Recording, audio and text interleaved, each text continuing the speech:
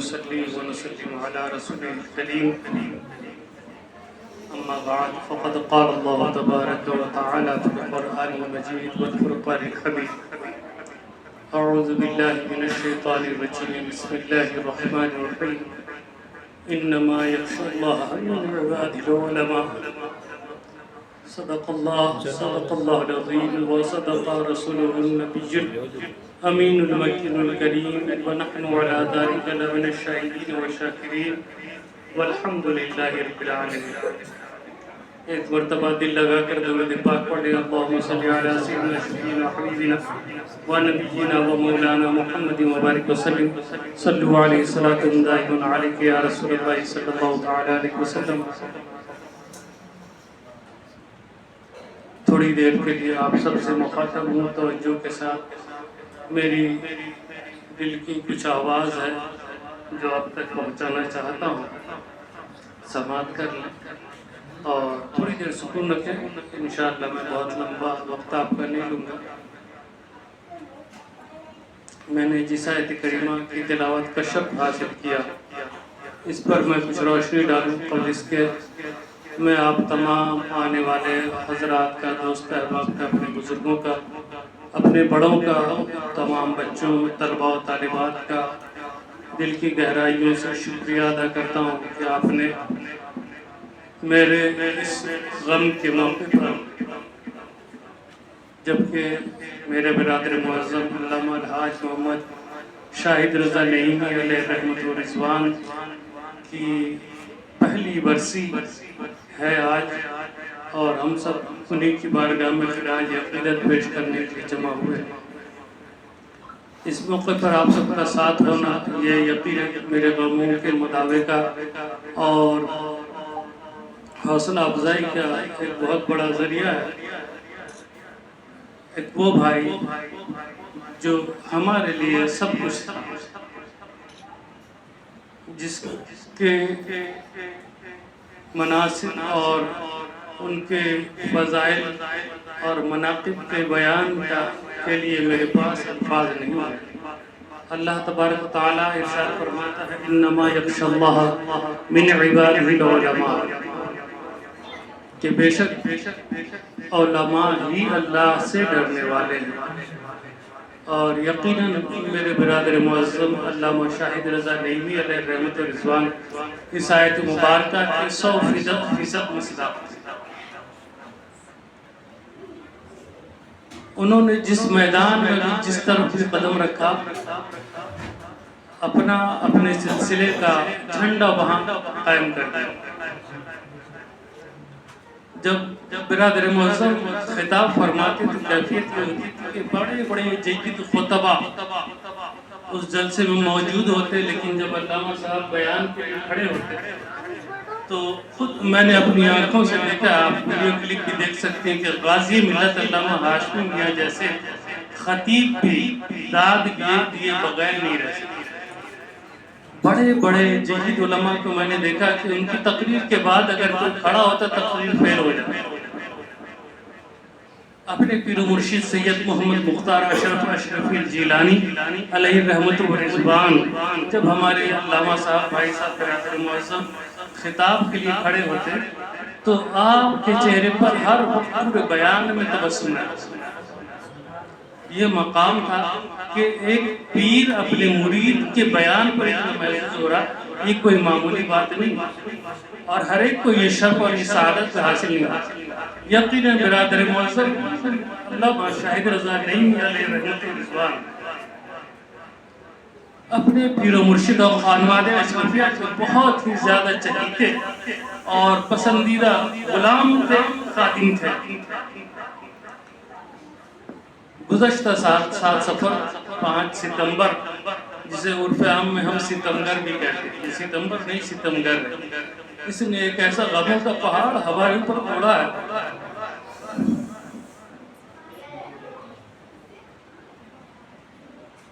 کہ جس کے تعلق سے 1 سال گزرنے کے بعد کوئی دن ایسا نہیں ہے جس دن ہم انہیں یاد نہیں کرتے.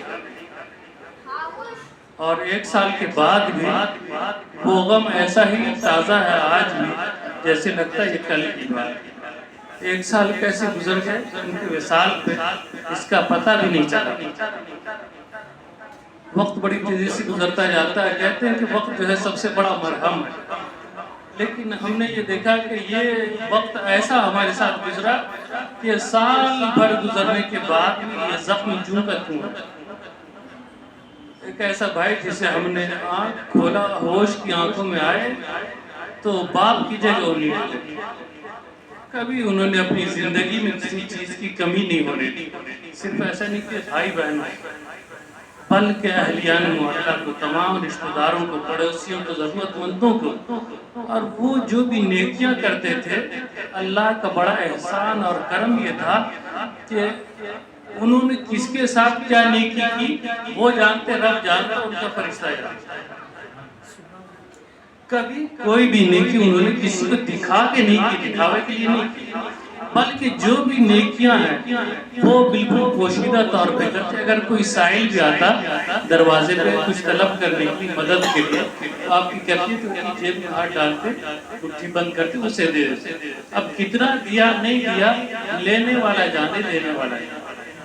یہ عالم تھا سادگی کا. اتنے بڑے عالم دین، اتنے باوقار شخصیت جن کا عالم یہ تھا کہ لندن میں ان سے پہلے بھی بہت سارے علماء تشریف لے گئے، اب بھی موجود ہیں، لیکن جو کامیابی اور مرتبہ علامہ شاہد رضا صاحب نعیمی علیہ رحمت و رضوان نے پایا، وہ عظمت، وہ شہرت کسی اور کو نہیں مل سکی. یہاں تک کہ وہاں کی حکومت برطانیہ کی جو ملکہ تھی، ملکہ الزبتھ، اس نے بلا کے اپنے محل کے اندر ان کی خصوصی ضیافت فرمائی.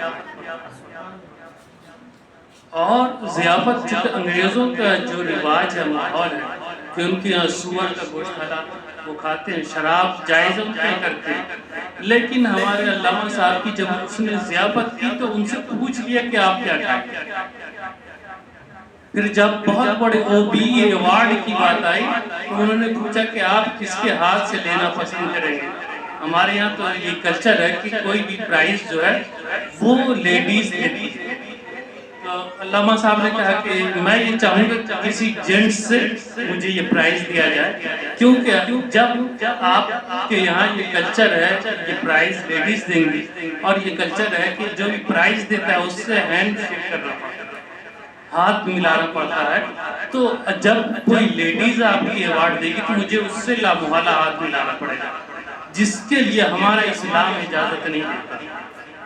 اب آپ دیکھیں کہ کیا تخلیقی زندگی ہے ہمارا، اور ہم اور آپ ان چیزوں کو نظر انداز کر دیتے، اس کو اہمیت نہیں کرتے. بلکہ ایک حقیقی جو سچا عالم دین ہے، جو اللہ سے ڈرنے والا، وہ ہر قدم پر ان چیزوں کا خیال رکھتا ہے. بظاہر چھوٹی سی بات معلوم ہوتی ہے، بہت سارے سینکڑوں نہیں بلکہ ہزاروں یہودی نصرانی جو اسلام کے سب سے بڑے کٹر دشمن ہیں آج بھی، ان کو میرے برادر معظم نے علامہ نعیمی علیہ رحمت و رضوان نے اپنے اخلاق، اپنے کردار، اپنی سیرت کے ذریعے اسلام کا ہمنوا بنا کر ان کو حلقہ بگوش اسلام دیا. ہزاروں کی تعداد. ایک ان کا پادری جسے کہتے جو ان کا بہت بڑا عالم دین ہوتا، وہ آیا، بولا کہ میں آپ سے مناظرہ کرنا چاہتا ہوں. تو علامہ صاحب نے کہا کہ مناظرہ کی بات، پہلے تم اپنی سچائی اور حقانیت ثابت کر دو کہ تمہارا دین، تم سچے ہو، تمہارا دین سچا ہے، تم حق پر ہو. تو اس نے چند مسائل، چند باتیں پیش کی حضرت عیسیٰ علیہ السلام کے تعلق سے، مذہبی عیسائیت کے تعلق سے. تو علامہ صاحب نے کہا کہ ٹھیک ہے تمہاری باتیں میں سنوں گی، اب میرے ایک سوال کا جواب دے. پوچھا کہ کیا؟ علامہ صاحب نے کہا کہ بتاؤ کہ تم اپنے مذہب کی اتنی تعریف کرتے، کیا تمہارے مذہب میں ناخن کاٹنے کا بھی کوئی طریقہ بتایا گیا ہے؟ اللہ اکبر کبیر. اسلام نے ناخن کاٹنے کا بھی طریقہ بتایا. تو پوچھا کہ کیا تمہارے مذہب میں ناخن کاٹنے کا کوئی طریقہ بتایا؟ تو کہنے لگا اٹ از مائنر، یہ کوئی بڑی بات نہیں ہے، اس کی کوئی اہمیت نہیں ہے. تو علامہ نے کہا کہ جب آپ کے نزدیک اس کی کوئی اہمیت نہیں، لیکن ہمارا اسلام اس کو بھی اہمیت دیتا ہے. ہمارا اسلام اس کو بھی اہمیت دیتا ہے. تو وہ بہت شوق ہو گیا. تو ہمارے برادر معظم علامہ نعیمی علیہ رحمت و رضوان نے کہا کہ اب تو آپ کو کلمہ پڑھ لینا چاہیے, اب آپ کو اسلام میں داخل ہو جانا چاہیے. تو اس نے کہا بالکل بے شک مولانا, میں آپ کی بات کو قبول کرتا ہوں, ایکسپٹ کرتا ہوں اور اسلام قبول کرتا ہوں.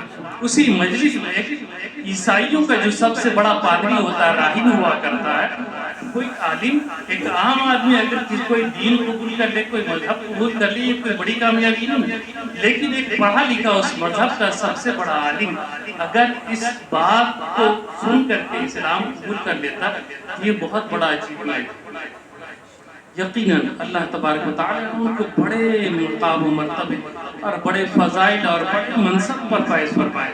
جیسے کہ ابھی حافظ سید جعفر صاحب نے اپنی منقبت میں ان کی زندگی کے مختصر خاطرہ بڑی خوبصورت انداز میں پیرائے میں پیش کیا. اگر آپ اس سے پڑھیں گے کبھی غور سے تو آپ دیکھیں گے کہ انہوں نے کوشش یہ کی ہے کہ ان کی زندگی کے ہر حالات پر مختصر سی روشنی ڈالی. جب انہوں نے پرسے مجھ سے یہ منقبت شیئر کی تو میری آنکھیں بے ساختہ ہو گئی. میں کس طرح سے آپ تمام کا آپ کی محبتوں کا شکریہ ادا کروں, میرے پاس الفاظ نہیں. اس بھائی کو ہم نے کھویا کہ بھائی تو دنیا تو سے سبھی کے جاتے ہیں, سبھی کے ماں چلی جاتی ہے, سبھی کے باپ چلے جاتے ہیں, سبھی کو غم ہوتا ہے. لیکن میرے والد جب میں 1.5 سال کا تھا جب رخصت ہو گئی دنیا سے, میں نے ہوش کی آنکھوں میں دیکھا بھی نہیں. میری والدہ 2012 یا 2013 میں رخصت ہو گئی, اس کا مجھے اتنا غم نہیں. اور اتفاق یہ ہے کہ والد جب اس دنیا سے گزرے تو اس وقت خوشی میں نہیں تھے. مٹی دینا جس کو کہتے ہیں, کاندھا دینا جس کو کہتے ہیں, ہمیں پتہ نہیں. ماں کا جب انتقال 15 دن پہلے میں حیدرآباد واپس آیا تھا وطن سے. اسی 15ویں دن والدہ کا انتقال ہوا. اچانک صبح طبیعت خراب ہوئی, شام میں ان کے ساتھ فرما رہے. اب ہم یہاں سے کوشش کرتے رہے جانے کی, لیکن کوئی صورت نہیں. ہماری ہرما نصیبی یہ ہے کہ ہم پردیش میں جب رہتے ہیں تو اپنی کسی عزیز کی مٹی بھی ہمیں نصیب نہیں ہوتی. یقینی طور پر اللہ تعالیٰ نے یہاں بڑی عزت دی مجھے, بڑے مقام اور مرتبے پر فائز کیا, اور بے شمار لوگ چاہنے والے, محبت کرنے والے, دعا کرنے والے ہیں میرے حق میں. لیکن ان تمام کے باوجود یہ کمی مجھے ہمیشہ کھلتی رہتی ہے کہ وطن سے دور کوئی عزیز جب اس دنیا سے رخصت ہو جاتا تو ہم نماز جنازہ بھی پڑھنے سے محروم رہتے ہیں. والدہ کا انتقال ہوا, اس میں بھی وہی ہوا. اب جس بھائی نے ہمیں بچپن سے ایک باپ کی سی شفقت, بڑے بھائی کی سی محبت, کبھی ان سے کسی مطالبے کی ضرورت نہیں پڑی. ہم بھائی بہنوں کہ ہاں بھائی مجھے یہ چاہیے, مجھے یہ دو, یہ وہ دو, کبھی نہیں. جب بھی لندن سے وہ 2 سال میں 1.5 سال میں آتے, بغیر پوچھے بغیر کہے وہاں سے جو کچھ ممکن ہوتا لے کے آتے. بازار جاتے تو ساتھ میں لے کے جاتے, بولتے بابو تمہیں کسی چیز کی ضرورت نہیں. کون بھائی پوچھتا ہے؟ آج تو بھائی بھائی میں اس قدر اختلاف ہے کہ ایک بھائی دوسرے بھائی کا جانی دشمن بنا ہوا. لیکن وہ ایک ایسا بھائی جس نے اپنی زندگی میں ہم سب کو یہ پیغام دیا. ان کا یہ کہتے تھے بابو کبھی بھی جتنی بھی بلندی پہ پہنچا, اونچائی پہ پہنچا, اپنی غربت کے بچپن کے زمانے کے مت بن گیا. اللہ کتنا بھی مال و دولت دیتے کبھی غرور نہیں کرنا. اپنی اس دور کو یاد رکھنا جب تمہارے گھر میں فاقی ہوا کرتا. اللہ اکبر کبیرہ, یہ ان کی ہمیشہ نصیحت رہا کرتا. لندن کا اتنے مقام و منصب پر فائز آدمی جب اپنے گھر آتا ہے تو امیر کے ساتھ بھی وہ اگر کرسی پہ بیٹھتا ہے تو غریب کے ساتھ بھی وہ زمین پہ بیٹھنے میں نہیں شرماتا. ان کی کیفیت یہ تھی کہ اگر کہیں پیدل جانا ہے تو پیدل جانے کے لیے تیار ہے. شدید دھوپ ہے, گرمی سے ہم لوگ پریشان ہیں, ان کی پسینہ ٹپک رہا, ہم پنکھا لے کے کھڑے رہتے تھے محبت میں. بھائی کہتے تھے نہیں بابو پسینہ نکلنے یہ اچھی چیز ہے, بھئی یہ تو میرا پیدائشی وطن ہے، یہاں ہم نے تکلیفیں سے زندگی گزاری، آج اللہ نے اگر ہمیں اونچا مقام دے دیا تو یہ تکلیف والا دن ہم کیسے بھول سکتے؟ تو یہ میرے لیے نعمت ہے، مجھے اس حال میں رہنا۔ سخت گرمی میں جب اس وقت لائٹ کا اتنا اچھا انتظام نہیں، رات رات بھر لائٹ چلی جاتی تھی، آنگن میں مچھردانی لگا کے سو جاتے تھے۔ ذرا آپ سوچیں، جس کا عالم یہ تھا کہ جن کے پاس دنیا کے سب سے قیمتی ترین کار آج بھی موجود ہے، جن کے پاؤں میں دنیا کا سب سے قیمتی جوتا پہنا کرتے ہیں۔ ایک وقت تھا کہ سلیپر نیا نیا نکلا تھا نیو یارک کمپنی کا، تو والد صاحب سے انہوں نے کہا ابا مجھے جو ہے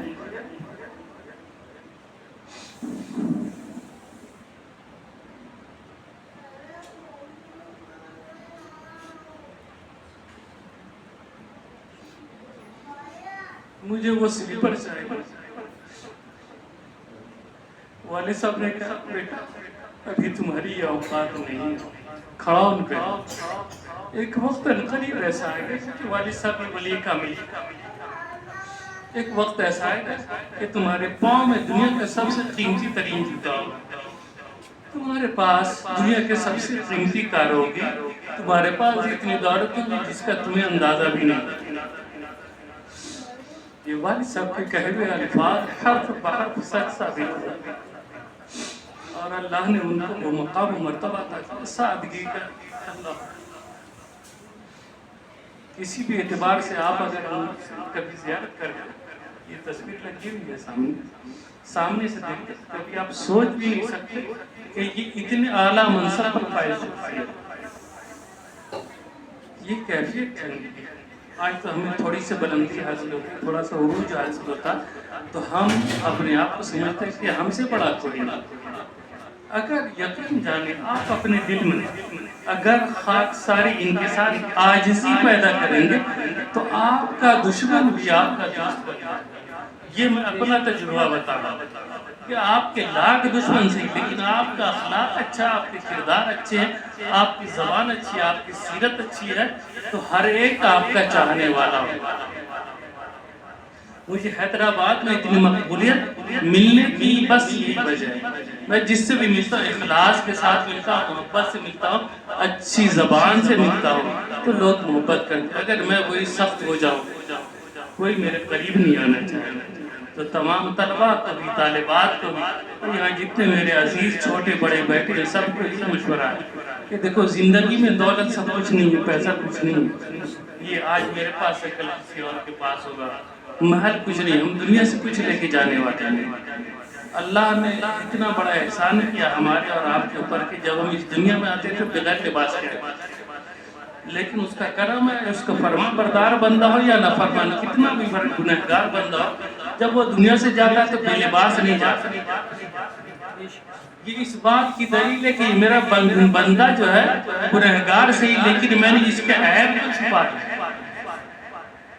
دنیا میں آیا تھا تو اس پر شریعت کوئی احکام نافذ نہیں تھے، تو اس کا برہنہ ہونا، بغیر کپڑے کے ہونا کوئی عیب کی بات نہیں، لیکن دنیا سے جاتے وقت ایک عمر گزار کے جب ہو جا رہا ہے، اگر برہنہ جائے گا تو ایک عیب کہہ جائے گا۔ لہٰذا اللہ نے یہ حکمت رکھی کہ جب میرا بندہ اس دنیا سے قبر میں آئے تو اسے سفید کفن دے کے تاکہ اس کا گناہوں پر، اور آپ ہم جانتے ہیں کہ سفید کپڑے پہ داغ لگنا بڑا مایوس ہو جائے گا،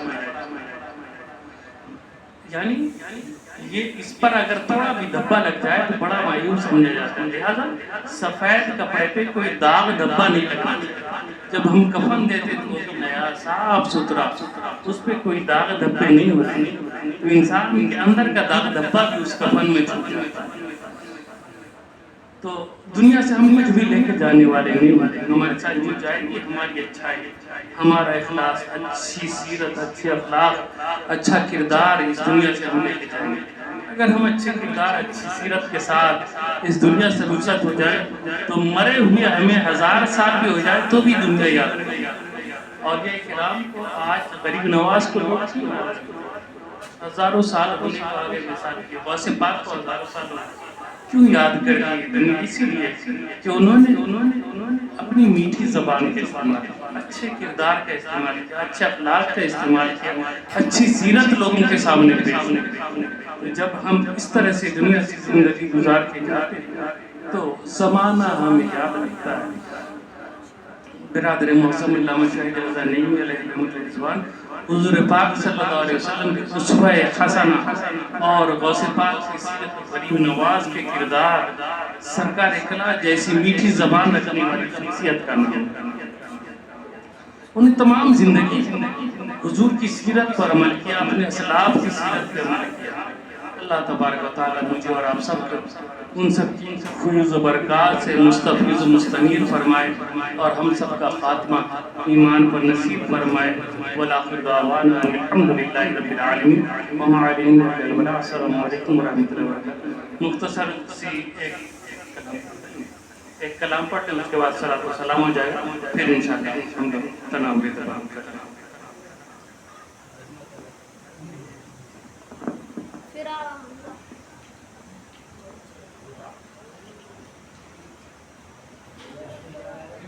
Gracias.